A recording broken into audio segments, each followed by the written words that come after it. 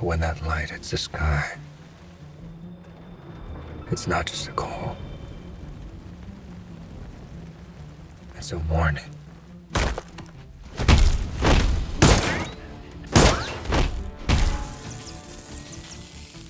I really wanted to do a story that put Batman as a character at the center of the arc. Your family has a history of philanthropy, but as far as I can tell, you're not doing anything. Something where you take an imperfect Batman and give him a story, a detective story, and then find a way to have that story take him on a journey that I guess sort of reveals the corruption, the history of the city, but ends up doubling back and becoming very personal and talking about the origins that we don't see, so that it became something that could rock him and that his character could have an awakening. The arc of the story really, and the awakening that I wanted, is I wanted to begin in a place of the desire for vengeance. Batman is about to kick some ass, and you know what? I want him to. But then over the course of the story is meant to unsettle you in a way and ask if that's the question. And you get to a place where suddenly he's like, wait, is that the path? Is that what I should be doing? And that is really that was one of the very early concepts of what I wanted. The hell are you supposed to be?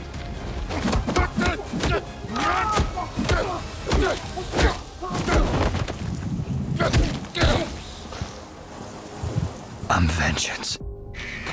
To me, the idea of cinema is this idea of empathy. You put somebody into the shoes of characters who are not, and you put them into a subjective experience and a kind of an atmospheric experience that's both sound and picture in such a way that they start to feel what the characters in those situations would feel. You start to feel the tension, the fear of the suspense. You start to feel what it would feel like to be in that moment. It's actually why I love shooting digitally, even though I love film. But I think to be able to have that control so that you can render that experience as precisely as possible, and then to be able to have knowing that you're going to be able to tweak that to just within an inch of itself when you're in the Dolby Vision, that's a very wonderful thing to know that you have.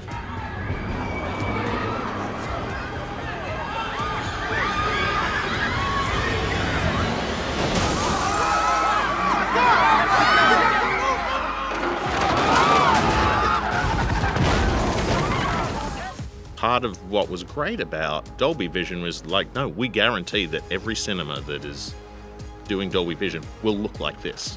So it really, it's rewarding for us because we spend so much time, sweating over every little detail to know that the audience will have that exact experience. So that was the real exciting thing for me. One of the things that was important to me was that flare moment at the end. It was really important to me because of what it meant that flare be lighting the scene. And so there's a very subtle amount of sort of, skylight to give it just a little bit of rim, just a little bit of what does dark look like in pure dark. But that scene is almost primarily lit with that flare. And the idea of that has a very particular powerful look. We had this extended range. So we could reach down into the blacks that we haven't seen since we were purely film. If this continues, it won't be long before you've nothing left. The great thing about Atmos, for me, it takes what is normally sort of a boxing ring where everyone is fighting for their space, and it expands that, and it gives room for everyone to do what you need to do. So you don't always have to then pull back sound effects as much as you normally would, or pull back music as much to make room for, because you can put these things in places where everything can live together in harmony. I don't care what happens to me. It's only going to get worse for you. I would describe it as, the kind of reference level perfect way to see the movie that you want to see. The sound is as faithful to what it should be. It's we mixed in Atmos. So when you're hearing it in Atmos, you're hearing everything we intended. The range, the dynamic range. It's the visual representation and the sound representation, I feel like, is just reference level perfect in terms of it being, if you want to see what the intention of the filmmaking was, it is really the way to see the movie. It's definitely as close to what we intended as possible for you to have that experience. I got you! I got you!